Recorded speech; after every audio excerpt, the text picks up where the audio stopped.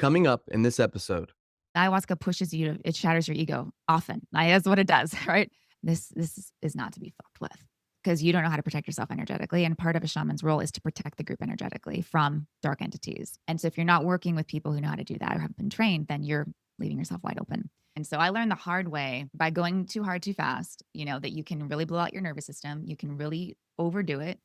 And I did. You are now listening to the Here for the Truth podcast, hosted by Joel Rafidi and Yerasimos.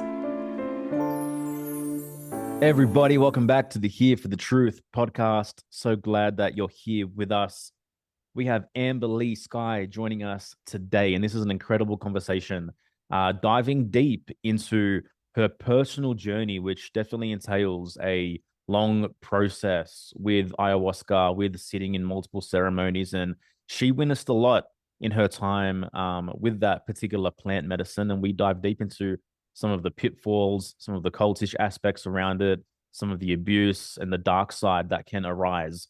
We get into a lot more as well, but I think that is the key thing that really is at the crux of this, and is going to provide so much value and so much discernment for people considering engaging with this medicine, going into it, and it's going to give you a lot more of a balanced understanding for yourself, definitely. All that being said, if you can, wherever you're listening, like, subscribe, follow, comment.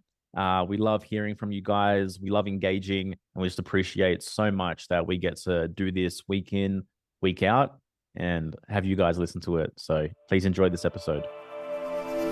Amber Lee Sky is a mother, coach, and teacher devoted to helping women reclaim their from old conditioning and embody their highest, most unapologetic selves in life and business. For 19 years, she's led transformational retreats and teacher training programs across 7 countries. She specializes in creating deeply healing, empowering experiences and supports wellness professionals in building location-independent businesses and lives doing what they love. Amber, thank you so much for being here for the truth. Thank you. Thank you guys for having me. I'm super grateful to be here. Yeah, likewise. Looking forward to this. As you know, to begin these conversations, we always like to dive deep into your personal hero's journey. And this is, I guess, kind of something we're happy to spend as much time on as possible, going back as early as you'd like to go. But kind of like, what are the major rites of passage and real catalyzing moments that led you down to this path and led you into, being the woman that you are today? Yeah, wow. I always love to start my story with dance because dance was my starting point. My parents put me in ballet when I was 3, and dance really sculpted me throughout my life. I was a competitive dancer from, I think I got into competitions around like age 7 or something, all the way to age 18. And then I went to school for dance and performance and choreography, and then danced professionally for 8 years after that in San Francisco. And so dance was always a huge part of my life, but it also led to some challenges. So in my mid-20s, I battled with bulimia for 5 years, which was a big milestone and initiation and shift for me in my healing. That's when I really started my healing journey. That's when things really kicked off for me. And there were other things, of course, before that, but I'd say my battle with an eating disorder was like really profound, and the healing that happened after that was so necessary, and it's been a huge part of my work since then. Right? How do I help women? Basically reclaim their power and overcome these self-destructive habits and patterns.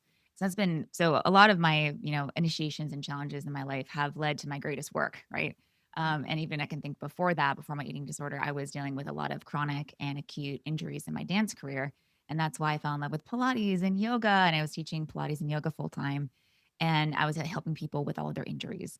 And so that felt like a way of me giving back and serving from a pain point that I went through, right? Something that I went through and transform through. So along the journey, it's been like I'm picking up all these little tools and the challenges I faced, and then I'm giving it back and serving it in a way that's helping others. So I'd say like all of my dance injuries and stuff was a big catalyst. And then my eating disorder was a big one.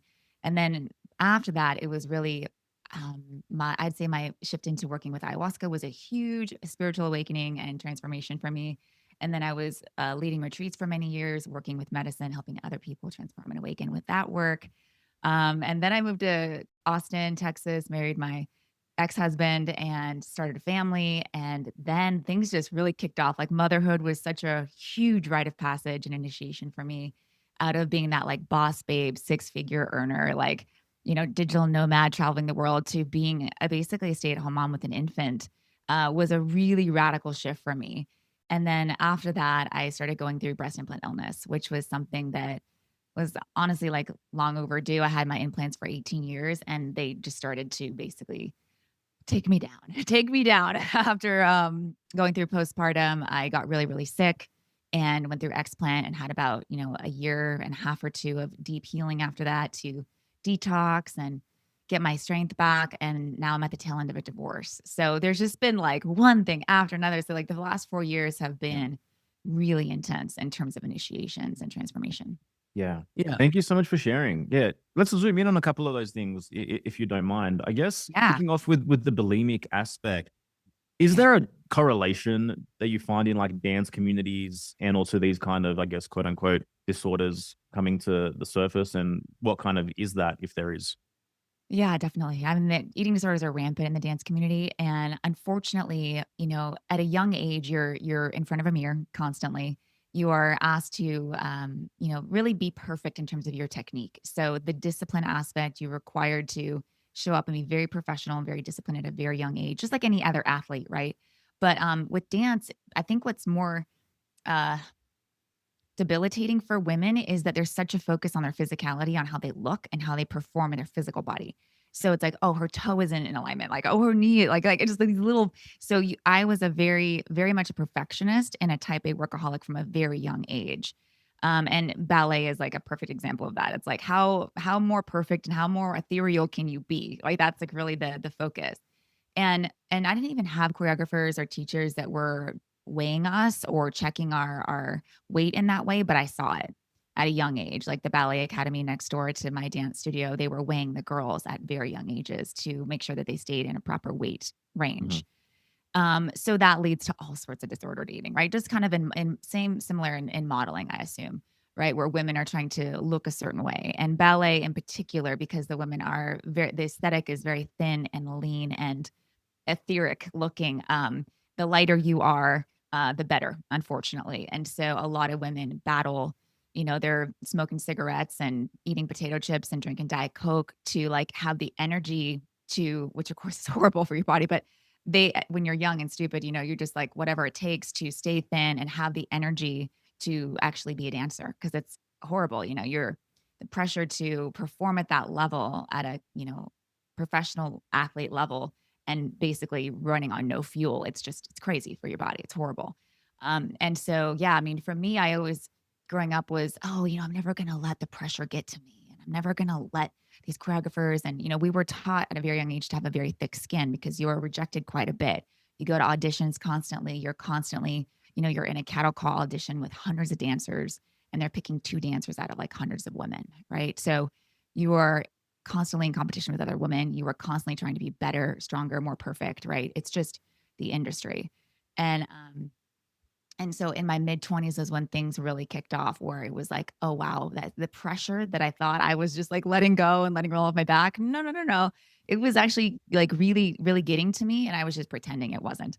And so in my mid 20s is when I really started to struggle with, okay, I'm afraid to gain weight. I'm afraid to lose weight. And now I'm going to hyper control everything I eat. So I was, really obsessed with eating super clean. But so I'd eat 3 meals a day, but I'd purge two of them because I didn't want to like harm my body with shitty food. Like that was, something I was very adamant about as like a holistic health focused person.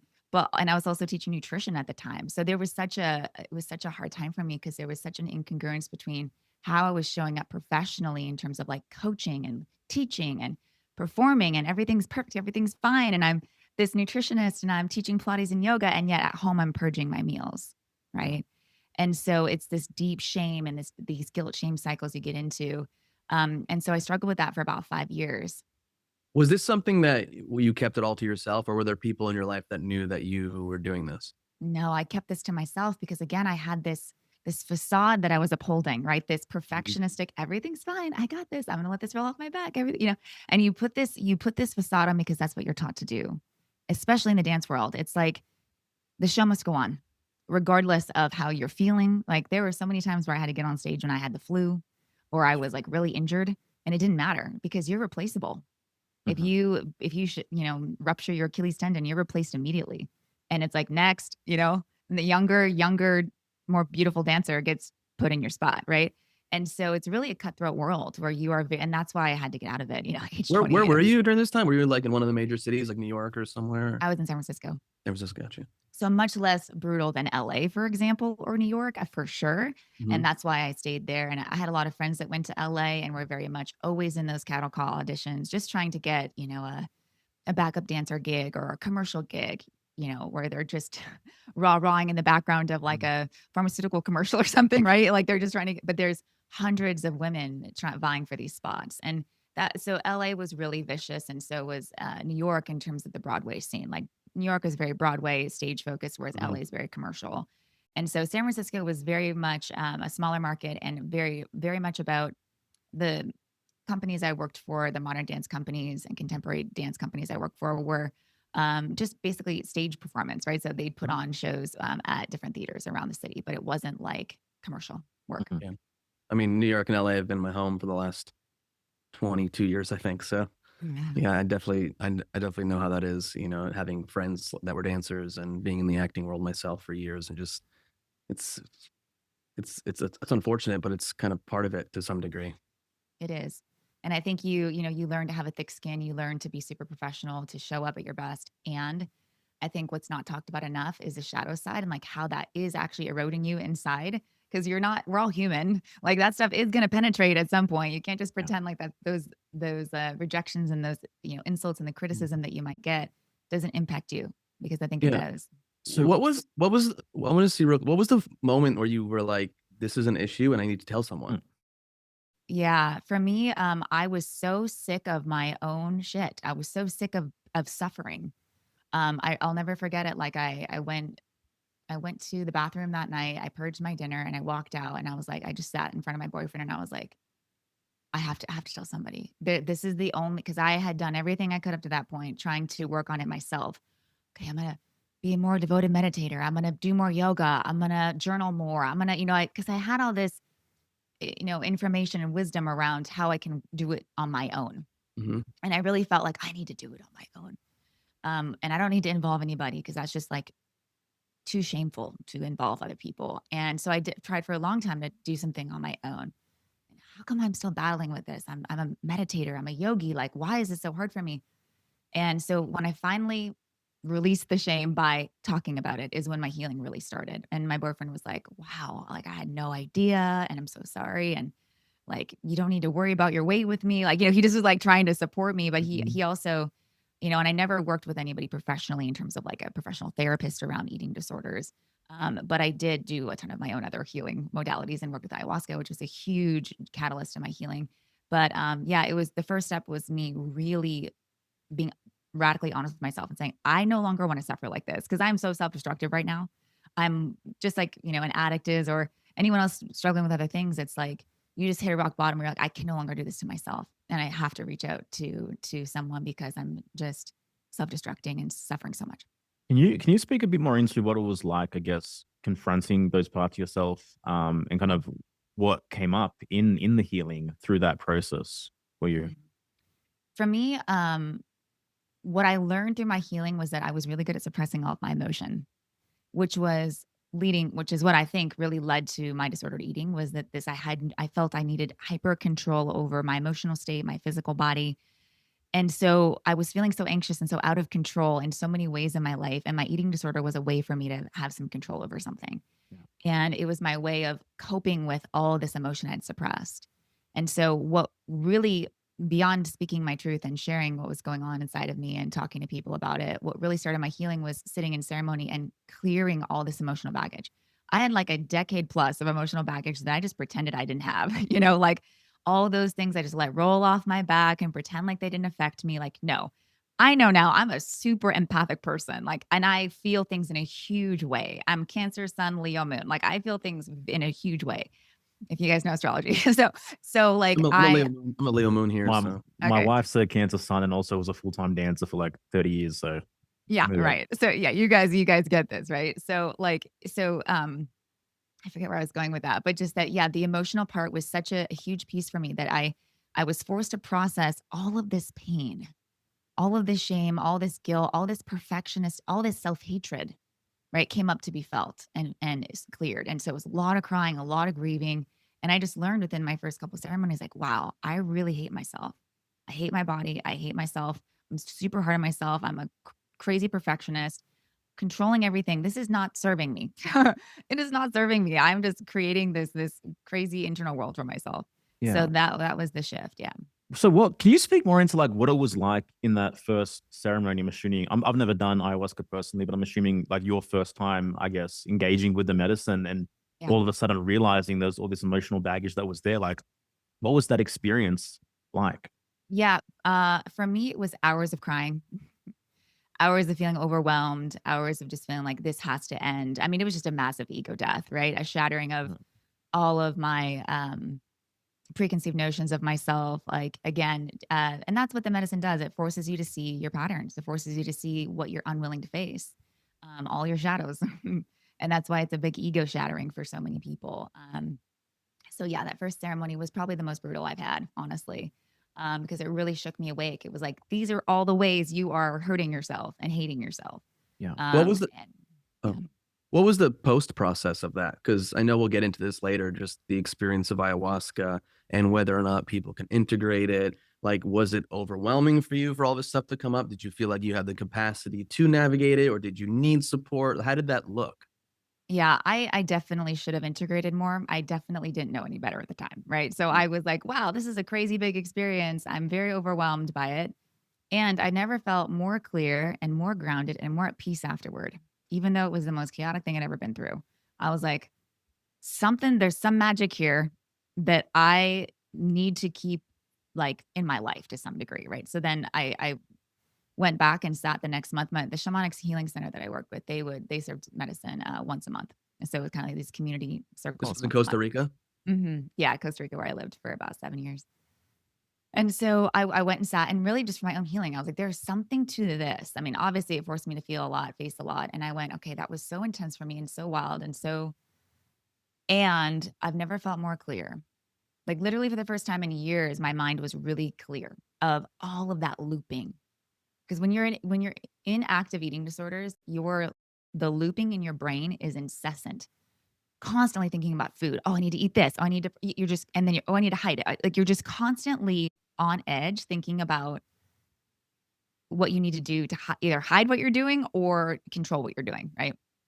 And so, to have that peace in my mind for the first time, and that's really what happened over the years, is that my nonchalance around food became laughable. Like from where I was in the midst of my eating disorder, being so crazy controlling and anxious and overwhelmed about it, to just being like I still eat super clean, of course, but it's like the worry and the fear and the anxiety and the looping and any concern Mm. about food is just gone from my headspace. And to me, that's Amazing. magic. Like I Oh was yeah. like, okay, I don't know what this is, but I need to experience more of it. Right. So that's why I went and continued to sit. But I really think that over time, obviously I learned like the integration is so freaking important. And I didn't have guidance at the time. I didn't have experts at the time to be like, Amber, this is what you should be doing in terms of like your integration, and you need to take time off, and you don't need to sit so often. Because I was working with a shamanic healing center where they're very much working in traditional ways, which is that they could sit often. And there really wasn't much of an integration program besides just talking about the ceremony afterward in a circle. And that is not enough. And I learned that pretty early on. Like, that's not enough. And you need a lot more time between ceremonies. And so I learned the hard way by going too hard too fast, that you can really blow out your nervous system. You can really overdo it. And I did. I did. And that's why I can speak about it now and say, like, this is what you don't want to do, y'all. Hey, hope you're enjoying this episode. Just wanted to quickly shout out our incredible membership community, Friends of the Truth, which is growing and just becoming such a unique and special corner of the internet. I know in-person communities are one thing and they're incredible, but the next best available option to us is virtual communities. And I'm just so proud of the kind of individuals that we attract into our space. So if you feel an urge towards more community, more discourse, 5 live calls a month, and just real connections with real people, real special relationships are being built, then please check out Friends of the Truth. We're at around 80 members at the moment. And once we get to 100 members, we're actually going to increase the price of the membership. So if you have been kind of sitting on the fences, wondering if you should join, this is the time to check it out. So pop in, say hello. Us and our members would love to hear from you. So you can learn everything you need to know at hereforthetruth.com/FOTT. So I guess continuing chronologically, like how did your relationship with ayahuasca and, the shamanic healing center and ceremony, how did that develop from this point on, from that first ceremony for you? Yeah, so for me, I sat the first like 13 ceremonies, I'd say, where I sat for myself. It was just about deep healing work and really focusing on again, like the things I need to work on. And then I was at the time already producing retreats. I was producing health and wellness retreats, yoga retreats, Pilates retreats, detox certification programs, stand up paddleboard yoga retreats, all sorts of stuff. And I was like, you know what? This has been such a life changing experience for me. Why don't I find a way to work with the Shamanic Healing Center and bring groups to them?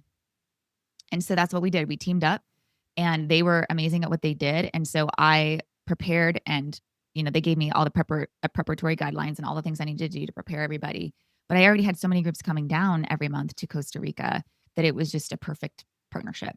And so I was able to then, create an awesome retreat called the Epic Awakening that was a set program, set protocol. They had to do certain dieta prior to coming, very strict protocol. I had really intense screening processes. Everybody had to be in a certain level and degree of health to be able to sit. But basically, I did that once a month for 6 years.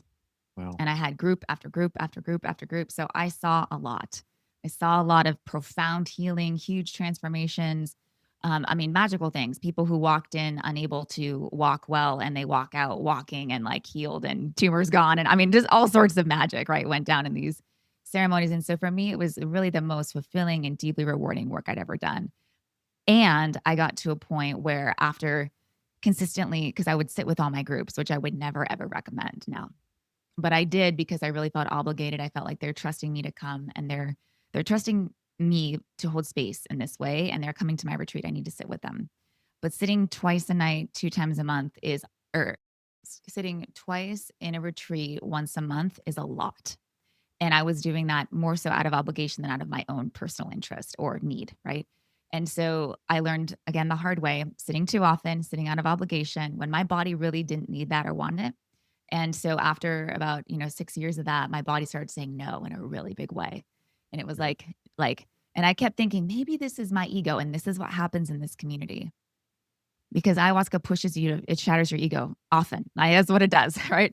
And so what happened inside of me is I was going, is this really like my body? Is this my intuition? Or is this just my ego and fear saying that I shouldn't be sitting in ceremony? And so I had this inner battle going on around like, is this really my body and my intuition? Or is this just fear and ego? And maybe I should just sit anyway. And that's a really not a good place to be. Because really your body is saying, hey, hey, hey, hey. And I learned obviously the hard way, my body was screaming at me, stop doing this. This is too much for you. Your nervous system is not happy. And Yeah. so like my last retreat was February 2020 before the pandemic hit and everything shut down. And then I couldn't run any retreats anyway, which was honestly a blessing. Because I was pregnant I became pregnant in March and then had my son. So everything really just shifted after that. But yeah, that was my last retreat. And I don't think I'll ever go back to producing medicine retreats. And I don't think I'll ever open that chapter again. Maybe I will, who knows? But for me, that chapter really closed. And so now I really speak a lot about like the shadow and the light sides of that industry and that whole world because I'm really passionate about it. And I want to make sure that people are having healing experiences and not traumatic experiences. And unfortunately, there's a lot of really weird stuff happening in that world right now. Yeah. Yeah. I want to it seems like as a dancer, you're Mhm. taught to override your body. And then in your Correct. next stage of evolution, you're expanded in certain ways, but then still overriding the Correct. wisdom of your body. So when was it that you took this next step of like really tuning in to like what your body wanted and that shifted how you kind of moved forward and the decisions that you made? Yeah, that was a really pivotal shift was going, okay, this has got to end. Like this medicine work has to end. Also at the time I was working with Hape quite a bit. I don't know if you guys know Mm, Hape. yeah. So Hape is really common in the shamanic community, but I had gotten to a point where I was using it at least 4 or 5 times a day to just like get grounded. Again, too much medicine work makes you ungrounded. And I needed the Hape to ground me and like really get me centered. At least I thought I did, right? So when I got pregnant is when all of that had to go because I couldn't be working with Hape and be pregnant. So when I got pregnant, that's when things got really real. And my body was like, ooh, time to process a lot of the stuff you've not let yourself process. So I think my 9 months of pregnancy was really intense emotionally for me because I basically was cutting out all these things from my life that I had been really consistent with in terms of use. And then also, I had all of this integration work that I hadn't done that had to get done. Right. And then you're also growing a baby and there's all the emotions and the stuff related to that. So that was a really intense transition. And that was when I was really forced to listen to my body. Motherhood forces you because you're like dealing with, morning Only sickness. I know imagine. you guys get this. Like you're just forced to be like, okay, I can't do anything for the day. I just have to sit here. And that's really frustrating when you are, a former dancer who's like used to, you're used to being active and mobile. And so motherhood really forced me to pay attention to my body and really honor it and really double down on self-care and really ask for the help I needed in terms of taking a break, like asking my husband, please take care of our infant for X amount of hours so I can just go take a nap and take a break, things like that. But then breast implant illness really forced me. That was when the universe was like, we're stripping you of all of your strength and all of your, health in order to show you how much you continue to push, push yourself too hard. And in order to show you like how important it is to slow down and really listen. So yeah, those two. Yeah, thank you for sharing that. Mhm. Yeah. I want to just rewind a little bit if I Yeah. can. Yeah. So in regards to the ayahuasca ceremonies, Mhm. maybe to speak into something, to give examples, what would you say is like perhaps the weirdest, most quote unquote traumatic experience that you witnessed in Yeah. ceremony? And maybe the polar opposite, what's the most miraculous kind of thing that you saw come out of that? Yeah. So, to speak to like the harder side, I've had my own very traumatic ceremonies. One where I was working with a 13th generation Taita from Colombia. And I had brought two clients of mine to this ceremony, and we were all very excited to work with him because he was so revered and he was coming to Costa Rica doing a tour. And we were so just excited for this experience. And it turned out to be an absolute nightmare. Imagine 100 people in an open field with like a ravine on one side that like went down like 100 feet into a ravine. Jesus. No fencing, right? So and the medicine they served was really really intense. And the most traumatic thing I've seen is a woman be possessed by a very dark entity, and she was literally screaming bloody murder for hours. And there was nothing that and this is a very experienced traditional Colombian shaman. Yeah, but 100 people, how can you even manage 100 people in a That's process what's like this? that's what's insane about it. Like never, ever, ever sit in a ceremony that large ever. And then also never in a container like that where there is really no boundaries, No containment. no Yeah, containment. literally and figuratively, like, you can jump off of a Correct. ravine. Correct.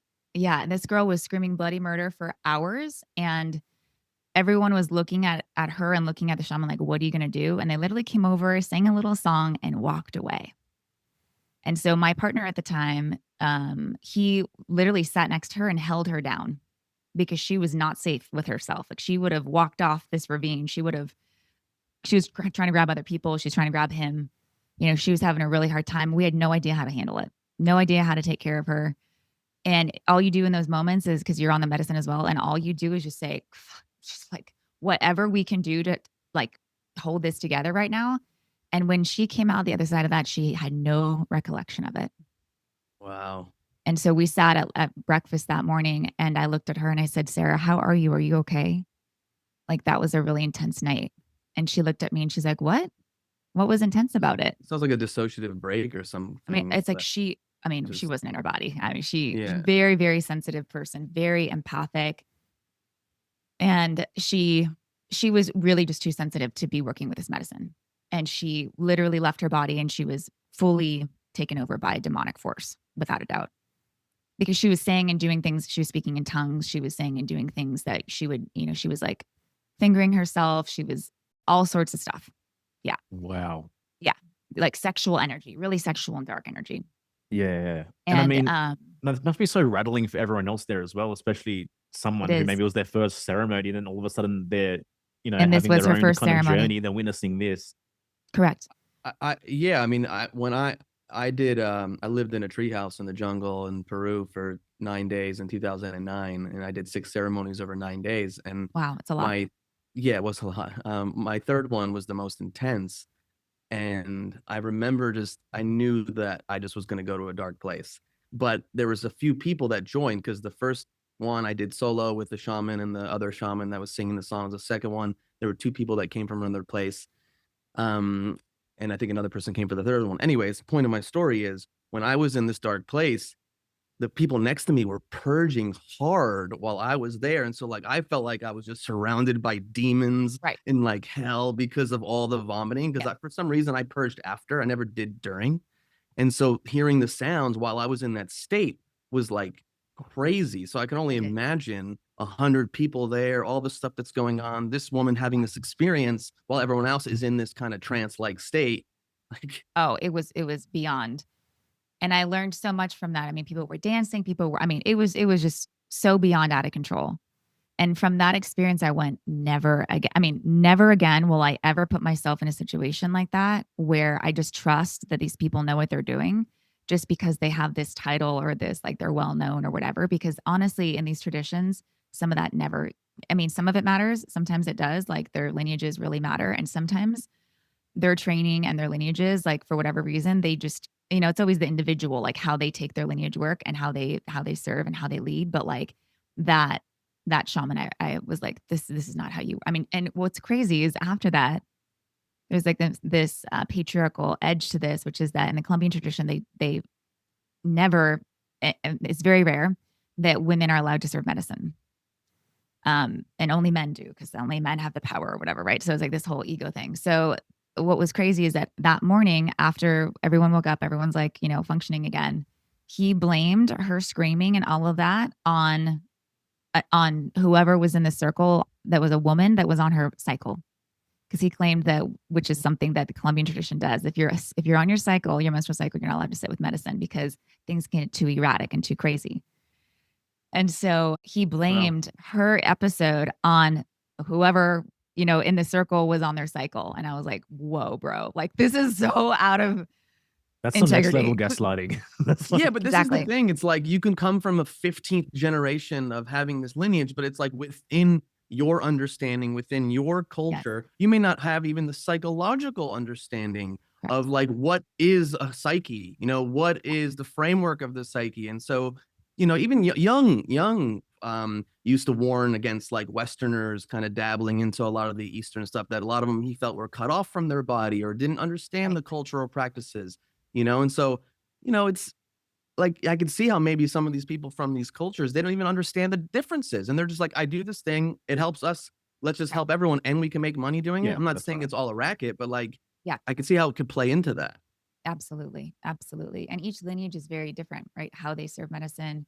You look at Santo Daime versus like the Shipibo tradition. They're completely different, but they're working with the same medicine. So it's just, it's about how it's served. And I think it's most important to work in lineage work. Like do not work with an American shaman who just picked it up 5 years ago and decides they want to play, knocko medicine to the people and pour medicine. I mean, literally that's happening everywhere and it's terrifying.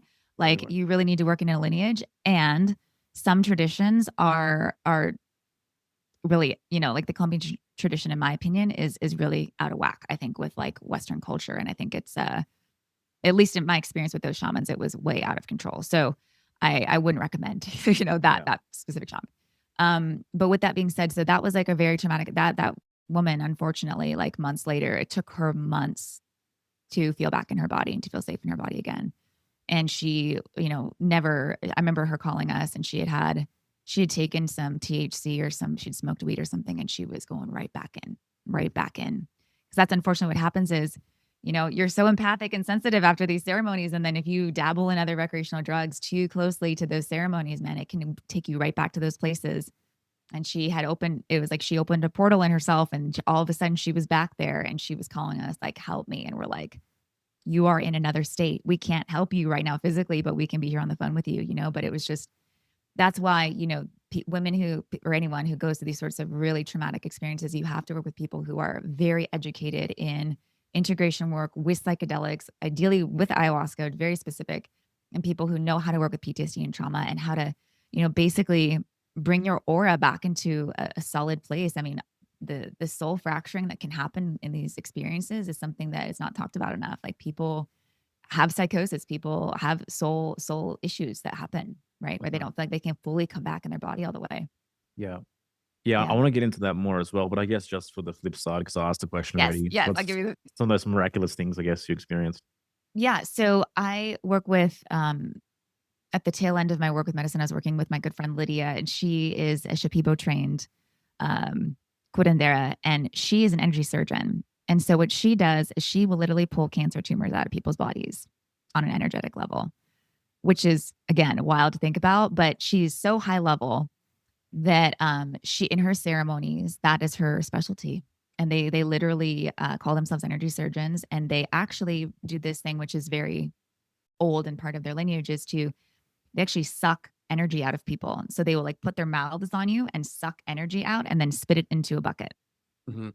And so, for example, like, I mean, her story is around like being able to pull out cancerous tumors and then they go back and get their scans done and the cancer tumors are gone. So that sort of deep Wow. work in terms of the physical healing, right? And then in my own ceremonies, I remember there was one man who came and he could barely walk. He had this like I forget exactly what it was almost like it almost looked like elephantitis on one of his legs where it was super swollen and he could hardly walk and he was really losing weight. He didn't know what was going on with him. Like he had been to all these specialists and he was like, this is really my last hope.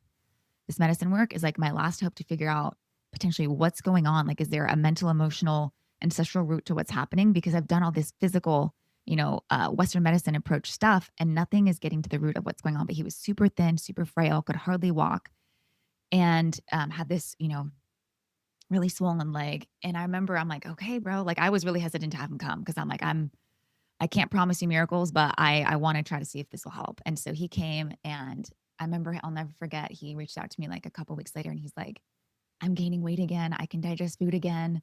I'm walking and I'm like, what? I mean, he just was like, he's like, my life has completely transformed. I feel so happy. Like he was able to process like a lot of deep, I think, ancestral trauma in his ceremony, but also his own personal trauma that was related to the physical issues. Cause again, that's so much of what you're working on in those ceremonies is that mental, emotional, ancestral stuff, energetic stuff that is really getting in the way of your body being in a healthy, vibrant state. So yeah, it was really, really cool to just Yeah. and he would reach out again, over time, say, "Oh, these are," he'd show me pictures of him and his kids, and he's like, "You've given me my life back." And I'm like, I did not do that. The medicine did that, but I'm so glad that I was a part of it.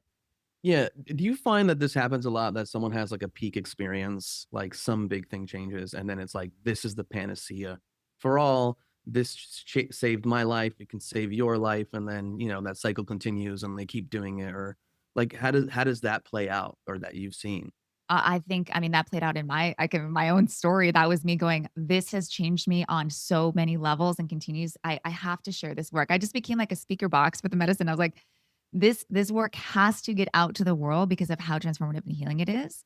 And there's a shadow side to it that, Mhm. we can talk about, but like the healing and transformation is very, very real, but it has to be done in a super safe and high integrity container. It has to be done with the proper integration and support. And that's the stuff that people are just not aware of when they step into it. Right. And so, yes, people have miraculous experiences and then they will, what I do see, there's some who, they'll have one big experience. And they're like, okay, I need like a year or two to integrate before I even consider another ceremony.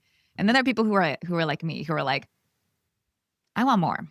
I want to keep digging. I want to keep figuring out, right? And so you go back and you go back and you go back, but that can also lead to what I saw in the medicine community, which was sitting too much, and it becomes an escape mechanism. It Yeah. becomes not that you're becoming addicted to the medicine. I don't think you can become addicted to ayahuasca. I mean, honestly, it's such an ego shattering experience.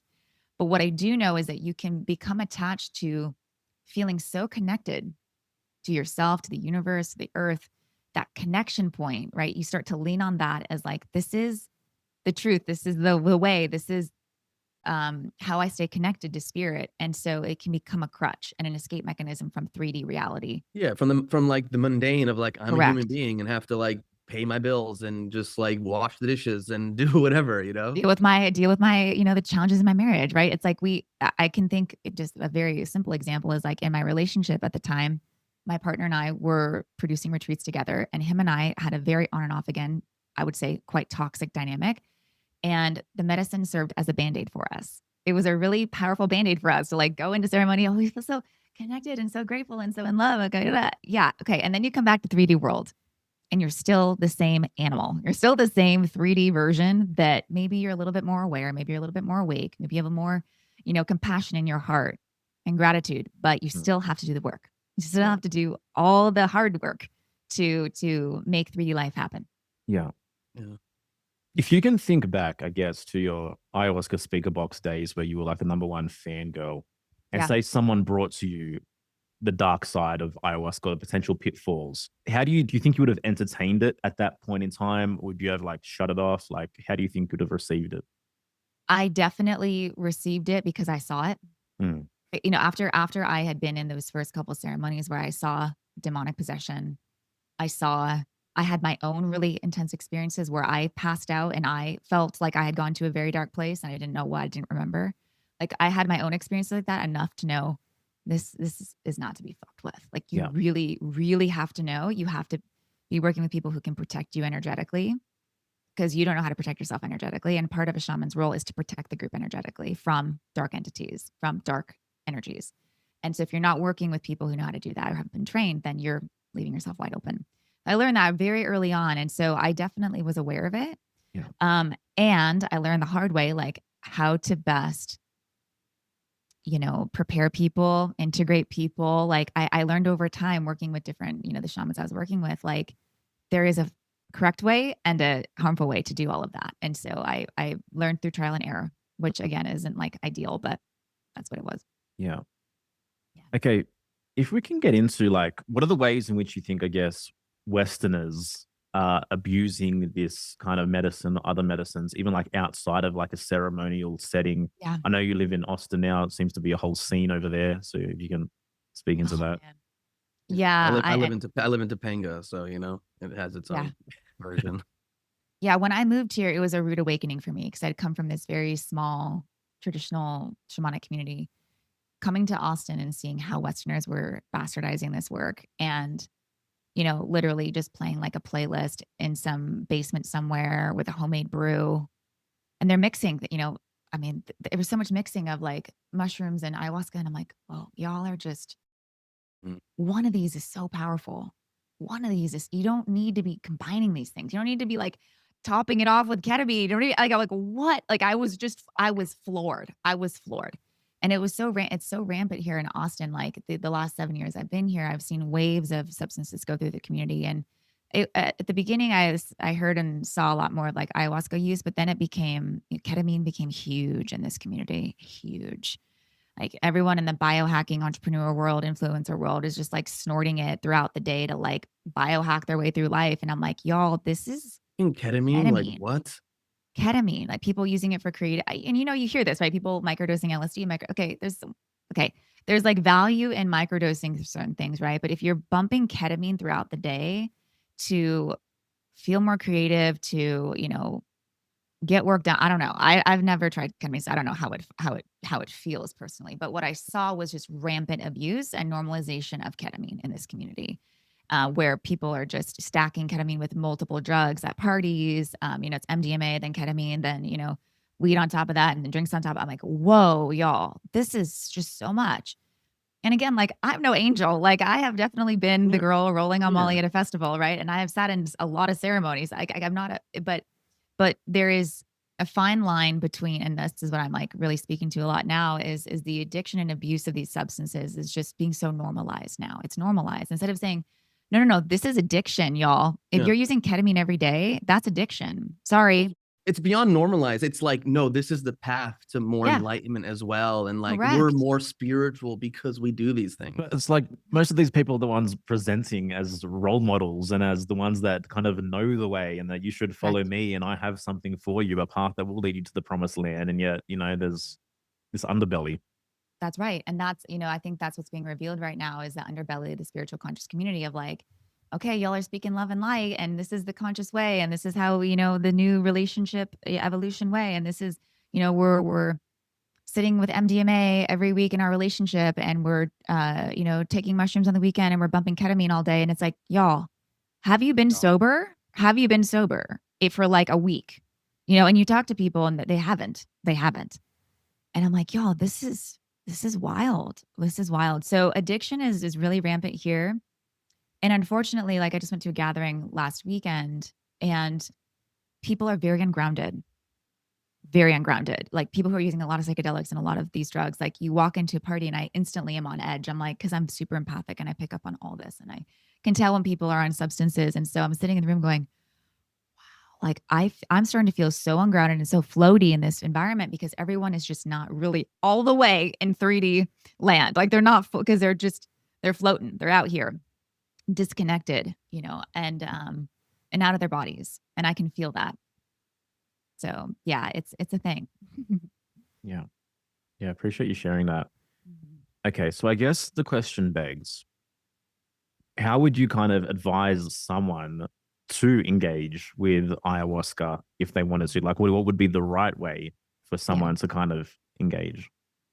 I think the best way is to work with a retreat center. For example, Soltara Healing Center in Costa Rica. They're the only people I recommend at this point because they have a phenomenal integration program with really incredible therapists and somatic experts. I mean, you really need people who understand somatics because that's the work. What's the name? What's the name? It's called Soltara Healing Center in Okay. Costa Rica, and they just opened a second location in Peru in the Sacred Valley.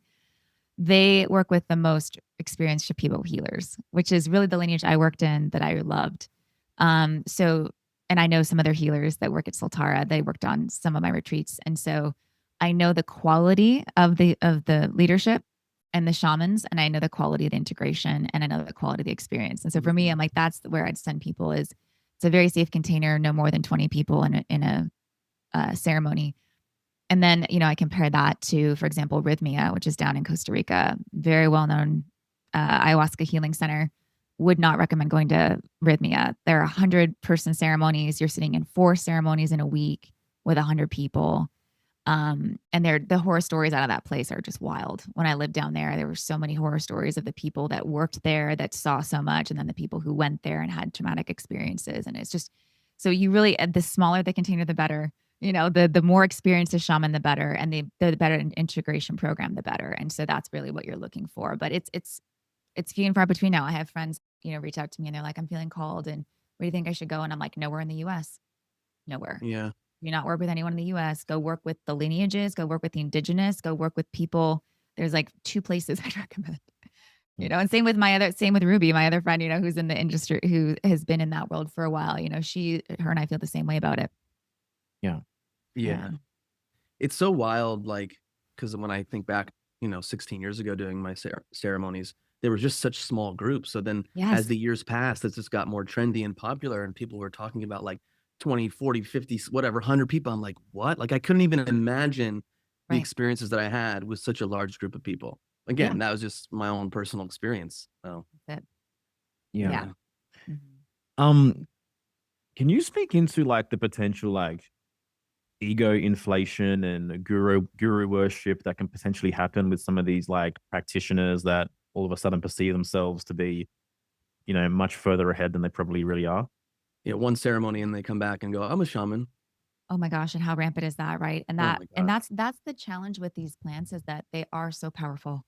They give you so much confidence, and they really do show you your purpose, and they really connect you to your soul in such a powerful way. And unfortunately, in the wrong hands, these plants can be used in a really dark way. And so, which, again, there's a lot of dark black magic in the shamanic community. There's a lot of harm that's caused by working with these plants as well, intentionally by, shamans working in black magic, but that's a totally different thing. But like for example, a Westerner white guy or white woman, for example, going to Peru, drinks 1 or 2 cups of ayahuasca and is like, I want to be a shaman. This is super common. They feel like all of a sudden they've got the skills, which to me is absolutely insane. I don't even know how you go about that, but I can understand, because I became a speaker box for this medicine. I can understand how empowered you feel to speak about it because it transformed your life.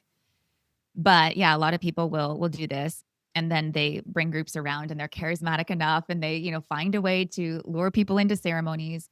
And for me, I mean, the dark side that I've seen is that predators, male predators, really can easily use this medicine and other medicines, of course, as well, to prey on vulnerable women who are coming for healing, who are open and accepting and wanting to learn, and they're wanting guidance, and they're spiritual seekers. And unfortunately, those women are the easiest prey for these sorts of men. And so, for example, like I sat down in Peru for a retreat with my friend was actually leading this retreat.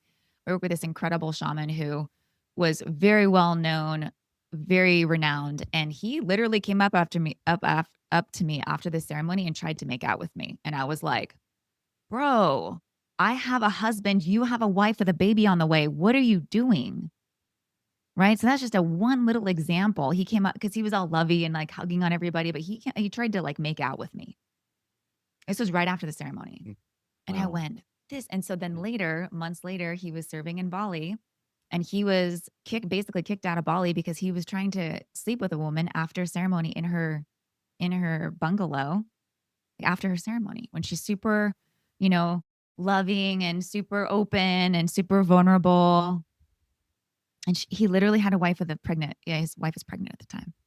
And I'm like, this is wild. So luckily he got really banned from that community. And then of course, like he got kind of banned in our circle of people who knew about him and were working with him. But like that's not uncommon, Yeah. unfortunately. Well, it also gets twisted with this whole, well, this is, you're not evolved enough. You know, a lot of the manipulation can go, like, especially as we see how there are different relationship paradigms and like, you know, everyone can do what they choose to do for Right. consensual. I have my own opinions, but Right. like that plays into it too. So there's like, you're in a vulnerable place, but then you're going somewhere to seek knowledge or seek wisdom, and then you put someone on a pedestal and they're living by a certain paradigm, and then they use certain spiritual languaging or paradigms to like fucking, you know, manipulate you.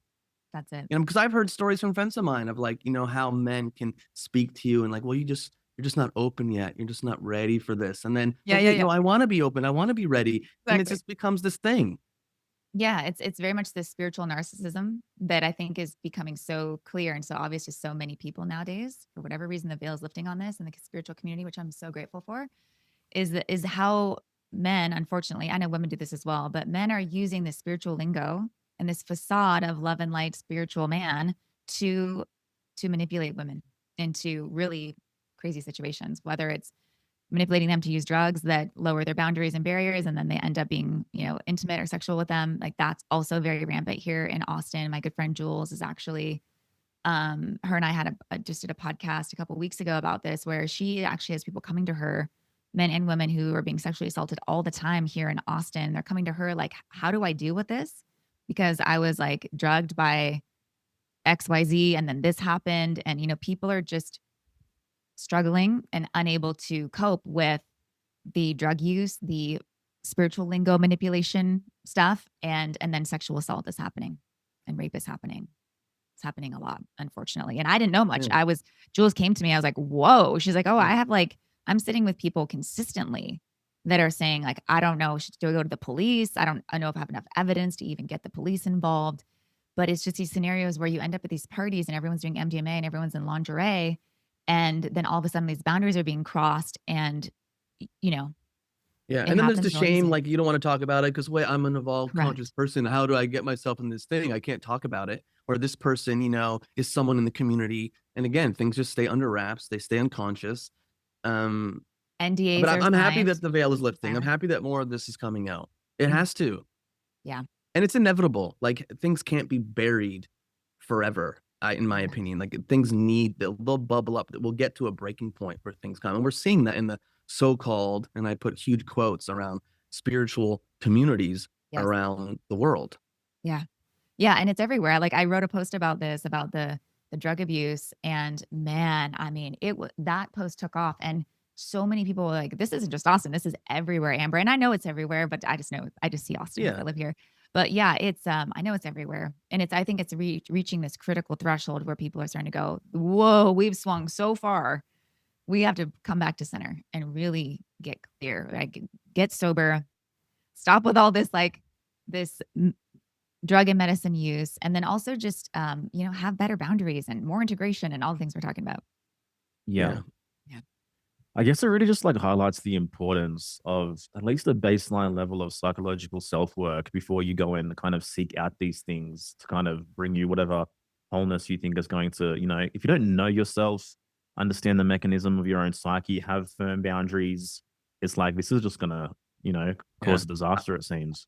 Yeah. I always say that I'm so grateful that in my, early mid-20s, before I did ayahuasca, whenever that was, I had gotten into psychological work and parts work even, like, Yes. a Oh my while ago. So gosh. when I went into my ceremony having a foundation of parts work, it wasn't IFS, it was another form, called voice dialogue, that helped kind of frame the experience that I was having. Like, I Oh had a my little gosh. bit Yeah. more of an understanding of like, "Oh, interesting, this part's coming through," whatever, and so, again, I think the problem we've seen for years, like Jolie was saying, is that, like, people bypass understanding the architecture of what it means to be a human being, or even and we haven't gotten into this, but, like, understanding their physiology and, like, Right. the nervous system lingo, which is becoming more popular, but it's getting bastardized in its own way Totally. before having these like crazy intense experiences. Because how do you even like frame it? How do you have that understanding of what's going on? That's why I think it's so easy to become inflated or so easy to have more of a break because you don't have this foundational understanding of self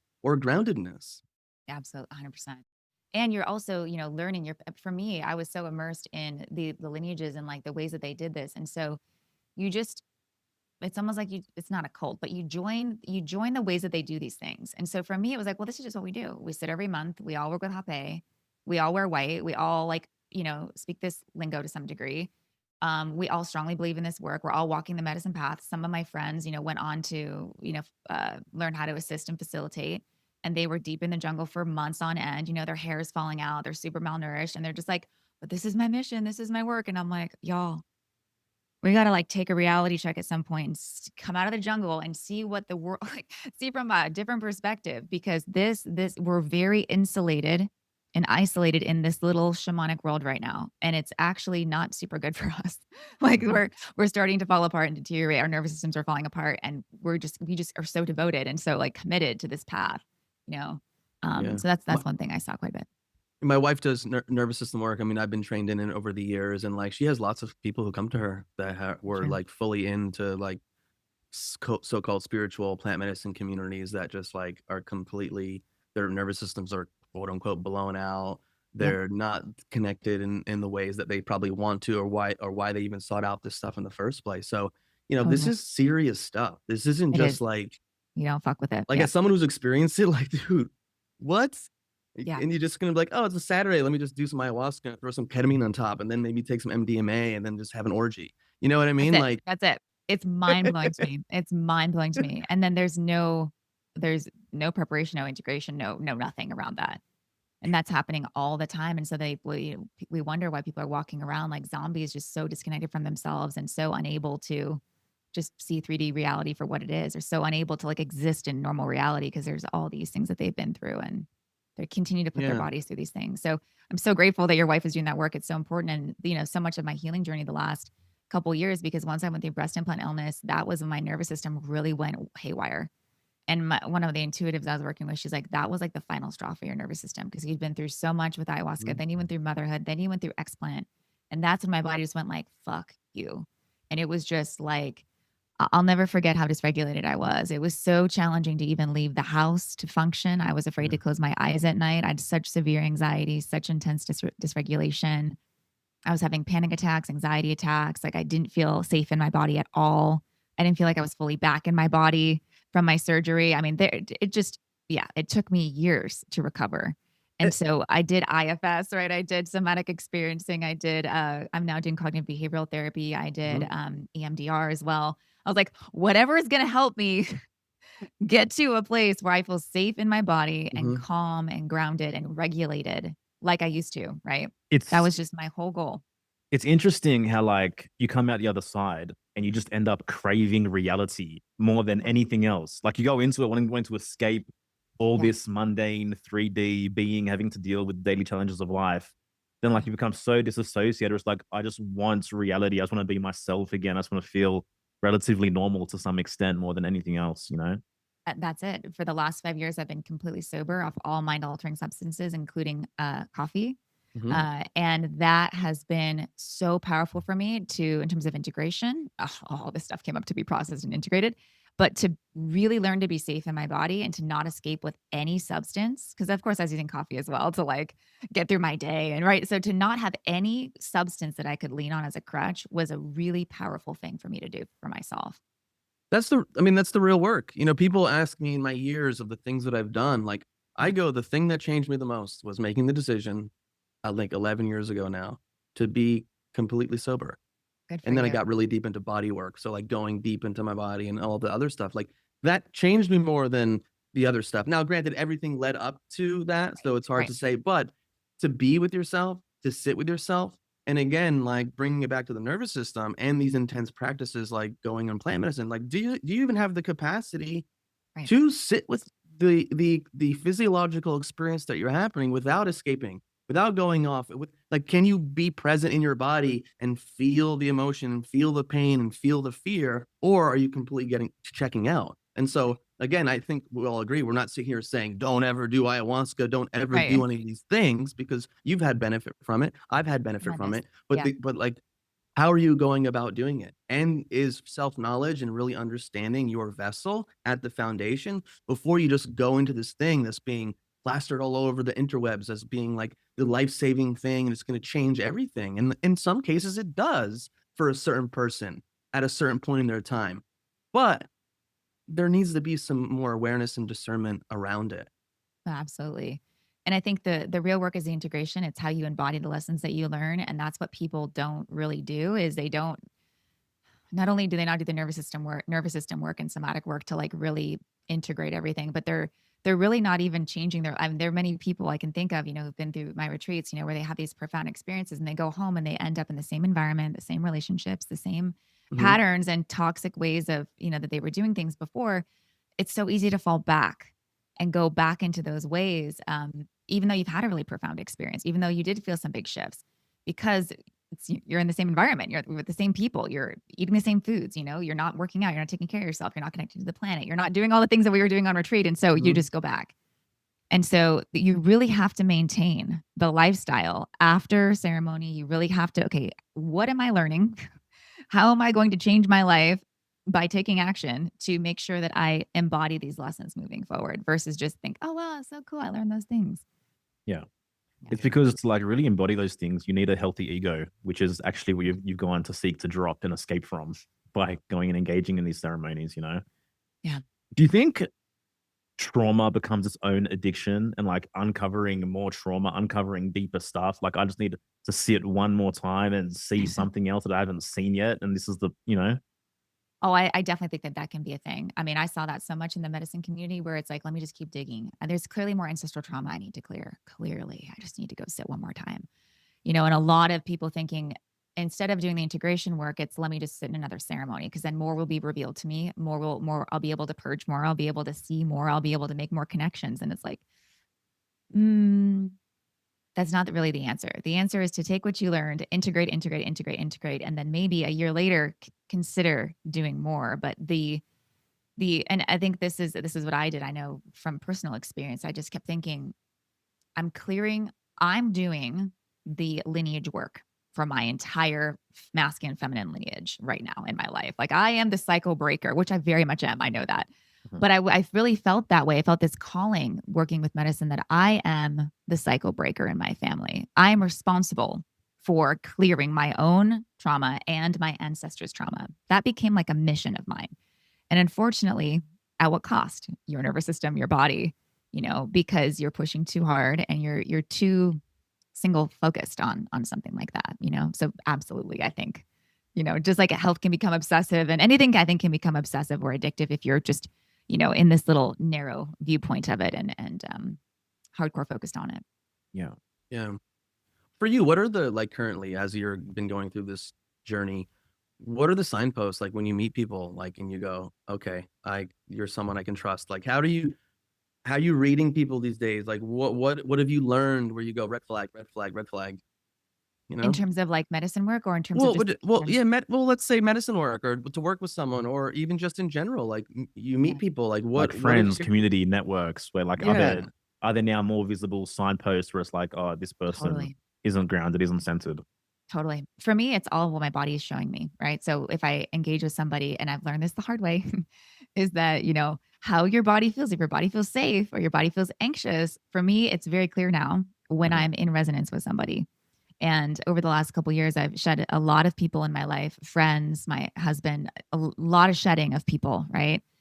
And I'm so grateful today to sit and know that I have such incredible women in my life and other people, men as well, but mainly women in my life right now. And the discernment that I've learned, the energetic discernment, is all related to how my body feels around them and how deeply I can drop in with them. So are they authentic and genuine? Are they transparent? Are they vulnerable? Are they grounded?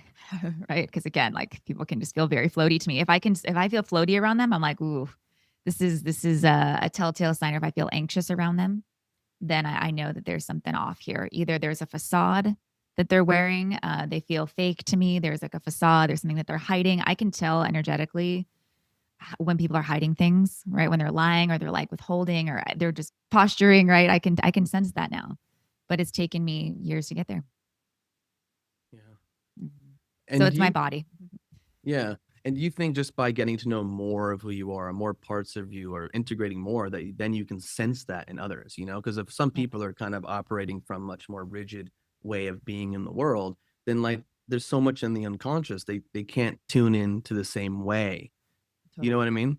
Totally. Because I feel like in the spiritual community, you see that often. You see people that just don't even feel that dynamic. They're like the same way all the time, and they Right. just Yeah. talk the same way all the time. And I'm just like, you're a human being. Like, Right. there's many elements to who you are. Like, Yeah. can we Yeah. see more of that? Yeah, there's a range to being human for sure. And I think that that's what I really see as authenticity and vulnerability, is like the willingness to be human, right? The willingness to talk about what's going on in your life. Like if someone is very closed off and unwilling to, not that you have to like, trauma dump on people, but like if you're meeting somebody and they're very closed off, they're not willing to talk about anything deep or anything I don't know, that I think matters besides like just surface level conversation, then I'm immediately like, this is not Yeah. for me. Like I Or want they someone project, who's oh, I've real. done the work. I've done that. I'm healed. You know what I mean? That is the biggest red flag. If someone's like, I don't have trauma, I don't, I, Yeah. I'm, or I don't have trauma and that's why I don't need to do this work, or I've done all the work and I'm there already. And I'm like, Yeah. Yeah. Okay. Have fun. Have fun being human. Like, what? none of us are ever there all the way. Like what is that, this perfection? Like we have so much things in life that we navigate, and then we face new phases in our life, and there's all this stuff coming at us to be like, we have it figured out. I've done that. I've gotten there. Like, I mean, obviously you could do a certain amount of work, and then you chose to become a mother. Then there's a whole new level of Whole work new. that comes from that. And then, That's it. your relationship ended. There's a whole new level of work. Then like there's just, and when I mean work, I don't mean like you have to sit there and work. I just mean like you have to face yourself Yeah. in all these new ways through these different iterations and phases of your life, that if you're a genuine person, your material is going to be there just to relate with and to dance with, because your life experiences are different. There isn't like a static element to like, I'm human. That's it. Right. Age 20, age 30, age 50. I've done the work. Like life is always bringing opportunities for you to meet yourself and Yeah. relate with yourself and others in new ways. Yeah. And Well if you're said. not escaping from that, like I've found that like life is enough of a trip. Like there's enough material Thank here for you. me to grapple with already, That's how it feels. Like, especially the last 4 years, I think us collectively are feeling that way. There's so much going on in our personal lives and also collectively. It's like I don't stop. This is so like, wow. There are days where I'm just like, can this stop already? Yeah. I feel like earlier on in my life, it wasn't that way. I didn't feel like there were just constant lessons and constant challenges and like I'm in this battle constantly. But man, the last 4 years has really felt that way to me. Yeah, but what's interesting too is that you say that, is that I've found that the more, I don't know, self-aware or more work or more expanded or more integrated or more dynamic, like life doesn't become easier. I just feel like I Yeah. can dance with it better, because when I you're love just that. like Yeah. taken So over true. by a couple parts, like I'm a people pleaser, everything's great, life is Right. Right. Right. awesome. Like life may feel like it's great, Yeah. but there's so much that you just aren't even aware of. Yeah. But when you So well have said. this dance of duality that exists within you as being a human being, you are like living Yeah. a richer, more nuanced life that doesn't feel quote unquote good all the time. But Agreed. hopefully you have the capacity to navigate Yeah. the complexity better. Totally. Totally. And then that's one thing that my friends were reflecting to me on my birthday on Saturday was like the ability to have the range, right? To like, can I go to the deepest, darkest, hardest parts of myself? Can I be there too? And then can I be in the highest Mhm. celebration and joy and gratitude? Yes. And we need that range we need that range as humans. And I think so many people are living in this very small, little, concise way. The people pleasers, all this facading is I Uh-huh. think hopefully breaking right now. There's just a lot of that being shattered. I think Yeah. people are being I'm forced to here for like it. I'm here for release the their truth. masks. Yeah, me too. I'm here for it. I mean, this is it. It's the truth of what it means to be a human being Yeah, living in this place, whatever this place is. Like, we're here. What yeah, does it mean to be human? What does it mean to be here for the truth of our inner world and life? And like, I love it, yeah, even though it doesn't feel good all the yeah. time. All the time Yeah. for sure. And like that simple statement, is just the key to self-development, in my opinion, like being here for the truth. Like that's the truth is the ultimate teacher. There's nothing more that you need than to like sit with and face those uncomfortable realities, have those difficult discussions, open the doorways where they need to be opened, listen deeper to that inner voice that knows the way and is guiding the way. And yeah, where it's guiding you might not feel ideal, but if you want to continue on the path and you want to grow, you want to live an authentic, dynamic life, then what choice do you really have? And it's crazy the things that we engage with and we do, all just to avoid the Yeah, simple things. I mean 1,000%. And I think what comes to my mind is like going through divorce now and making that decision to end my marriage was such a radical choice for me because I had spent so many years obviously building this life for 7 years together. But my intuition and my body were screaming at me for years, this isn't the right fit. This isn't the right fit. You need to make changes. And I was so resistant and just kept, no, I'm going to make it work. I'm going to find a way we're just going to do more therapy. We're just going to we're just do this. And when I finally made that decision to really let go of this dream, of this life, of this 7-year chapter, Yeah. that's when things really started to shift. And I went, okay, like now I feel like I can be myself again and I can reclaim these aspects of myself I feel like I've lost in my marriage. And I can feel liberated and again, just feel like myself again after a really intense relationship. And but making those decisions is really, really challenging. But you have to listen to your inner guidance because it's not leading you astray, but it can feel that way. And you can feel in so much fear that you're like, oh my God, but making this decision will literally shatter my entire reality. Like Yeah. everything, our Yeah. finances, our dream home, our family, like everything. But if I don't listen to it, then I am doing myself the most massive disservice and my soul, Yeah. Mhm. and its And disservice. the more you ignore that, the more you're just delaying the inevitable, Correct. and the heavier the inevitable will feel further Yes. down the road in your Yes. avoidance of it. And it's like, the way, and it's fucking hard, but Yeah. you just have to choose it. Yeah. Mhm. This has been an incredible conversation. I think people are going to get so much value from this. It's fucking real. It's just the real shit, which is, I think, what benefits the most. Well, I and yeah, agree. and I think, we've been having the conversation here, but it's so easy to get drawn into like fancy spiritual new age words, Yeah. like, "Oh, this is the solution to my problem. Now let me just flip completely to this side. Let me quit my corporate job and go Right. live as a fucking monk somewhere. And that's gonna like solve the problems. And I just think like you have to dance within this duality. And it's not Yeah. just like the one side is gonna solve all the problems. And I like that, like, because we see it's getting so much more popular all around the world, the quote unquote spirituality and like the materialism and the consumerism around what spirituality is. And I just feel like more and more people talking about it can help people see some of these potential red flags. Bro, like Tulum is the most sickening place I've been in ever in my life. I lived in Playa del Carmen for like 2 years. Oh, And beautiful. like visiting Tulum, bro, like the billboards, welcome, like the Tulum itself is advertising itself as like the spiritual hubs, like the billboards, welcome to the spiritual place on earth. Meanwhile, there's like 17 potholes in front of you, like they can't even, fix a fucking road. Like the And the way I felt cartels have there, I overrun was Tulum just as well. like, yeah, no. Yeah, I have not been to Tulum in several years, but I imagine it's very much that. And then there's like the whole dark underbelly of like all the cartel activity that's there too that It's people are very unaware of. disgusting. It's the most disgusting. I've never felt more disgusting in my life than being like, Yeah, but sorry. I went there in 2012 and I spent 3 weeks before my move from New York City to Los Angeles. And I had a lovely, amazing time sitting on the beach reading books all day. So That's I it. guess That's it. think it depends. Yeah, but you're But at a yes, resort. You're at a resort the whole time. It's not. and I get it. I didn't go into the town, like the Yeah, yeah. city of what that was like. I was just living Yeah. a very peaceful, lovely existence It's there. just so disingenuous and like so performative. And like, even like the people of Tulum, they try to uphold this place of what Tulum is trying to be when it's like, to any real person, you sense it's not that at all. And just the dissonance is so obvious when you're there. But yeah. All right. So Amber, like, what do you want for yourself now? What's the next stage for you? You know, where are you headed?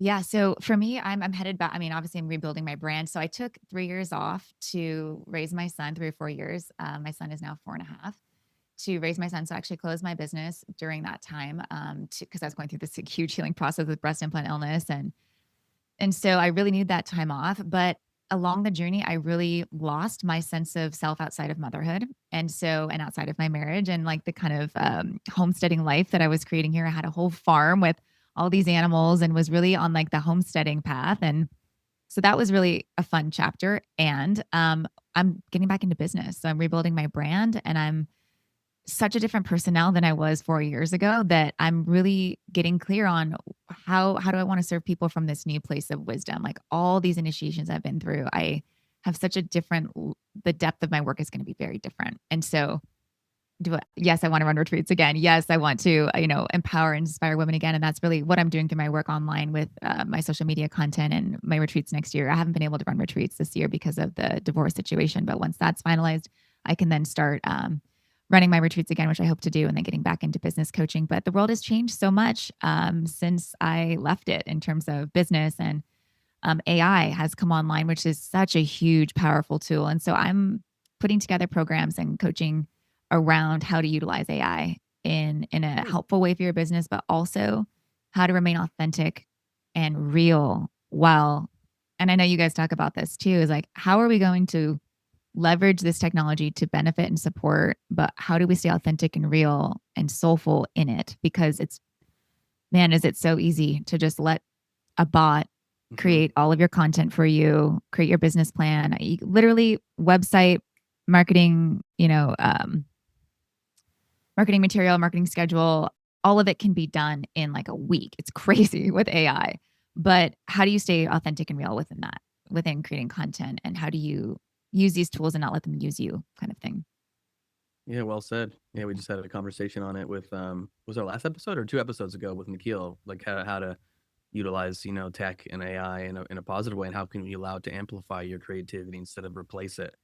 That's right. That's right. And I found it to be very helpful in getting back online and feeling really empowered to use my voice again in a way where I'm like, okay, I've been a writer online for 19 years. Like I know how to write blog posts. I know how to write great Instagram posts. I know how to share great stories. And I could be doing it in a different way. I could be doing carousels. I could be doing, front facing video work. And how do I go about trying all these different forms of content? And I'm literally consulting AI on like, how do I do this? How do I structure this? What would you recommend I do? X, Y, Z, so I'm using it as a tool to teach me.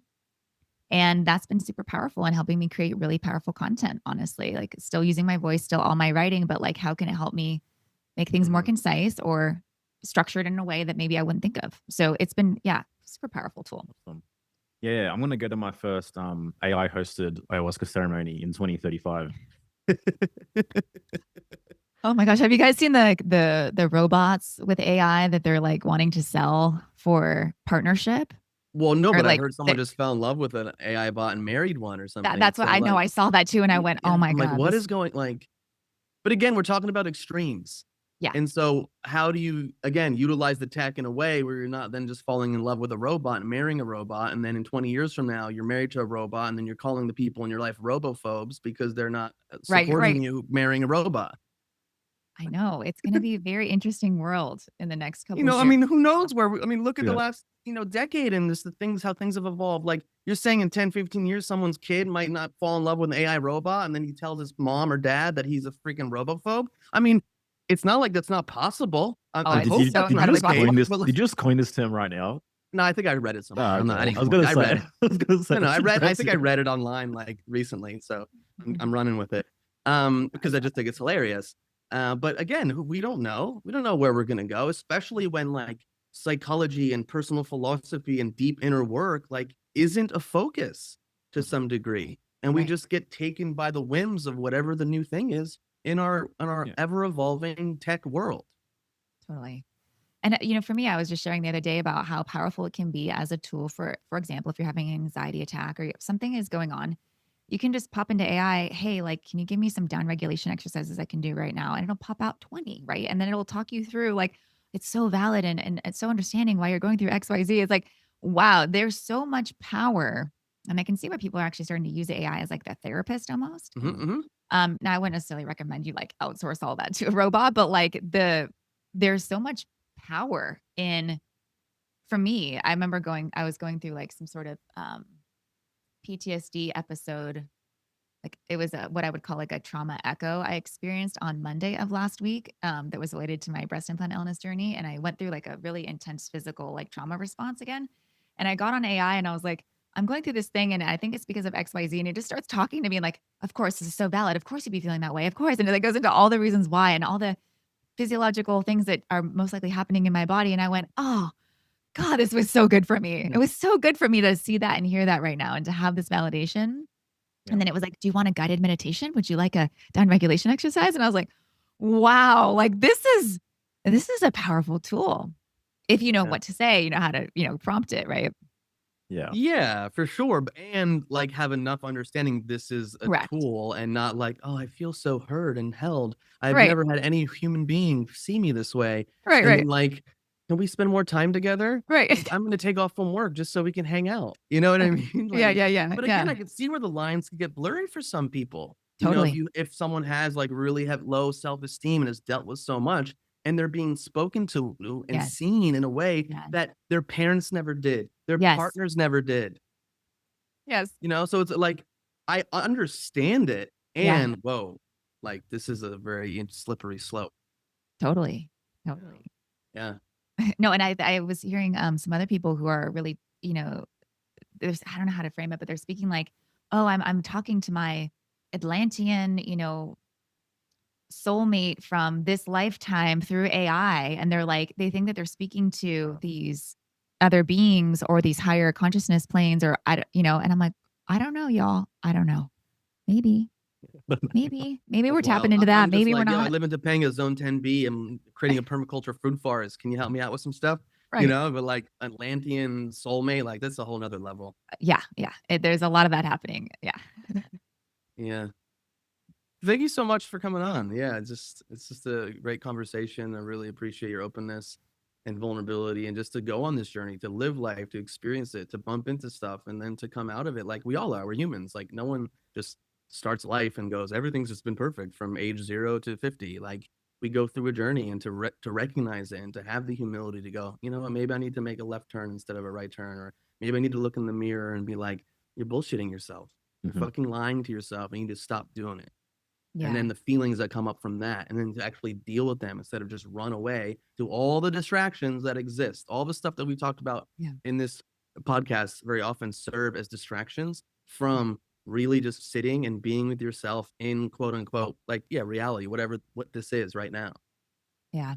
I think it's so, and this is why I love you guys and the work you do. I think it's so important to embody that in your brand. And that's what I do my best to do is like to be vulnerable and transparent about the highs and the lows and the dark and the light and everything in between, because we don't see that online. There's so many highlight reels and people are living and they're comparing themselves to these, fake accounts and people's fake lives, and realness and genuineness and transparency and vulnerability and authenticity are really, I think, the way of the future. And it's like that is the only way that we're going to really make it through all this is and how we're going to do the healing work and how we're going to face our shadows and all those things. And so I think our greatest work right now as, let's say, online influencers or whatever you want to call us, is that we are real with our audience about the real aspects of life. I think that's honestly the greatest gift we can give people, is to share our stories and to be our most transparent, authentic selves, because that's how we give people permission to do the same. And I think we just need more Exactly. of it.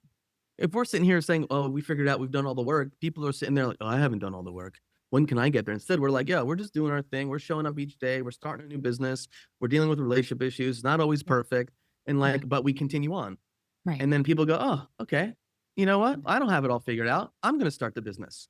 Yeah, Because how many people exactly. go, I'm not going to get into a relationship unless I'm 100% healed. I'm not Right. going to start a business unless I have it all figured out and read 14 books and taken 7 coaching programs. Like, just do the thing. And then the doing the thing is going to present you with a lot of the stuff that you need to work on moment to moment very That's often. right. That's right. Yeah. See, that's kind of my philosophy, particularly even when it comes to like shadow work. It's like the right shadows are going to appear as you actually walk the path of action in your life. You don't need to Yes. go digging for it per se, like some kind of excavation process. It's like live your Agreed. life, live purposefully, take risks, move towards, purpose. And on that path, the things that need to be dealt with are going to come. And as you deal with them, like the next level kind of opens up with you. And this is a never ending journey. Like it's never done in that Totally. sense. Yeah. Yeah, I think entrepreneurship is one of the most spiritual awakening processes and evolutionary processes I've been through. Is like this, to be seen online, for example, just to put yourself out there Yeah. in video format, just to speak on a podcast. Yeah. You're pushing all these edges just to do those, just to be seen is such a big deal, right? For so Yeah. many people, just to be heard is such a big deal. And to really trust this inner guidance that you're being given and to really trust your purpose and to follow that. Like, I mean, and then all the challenges that you face in business and then relationships is like a whole Yeah. nother animal Yeah. of challenge. And it's like all of that is going to teach you everything you need to know. Yeah. And it also fosters a deeper trust in God or the source of life itself that, like, if I'm courageous and I take a path of action, that I'm going to be supported and I'm Yeah. going to have to deal with scarcity and insecurity and fear and all the rest of it.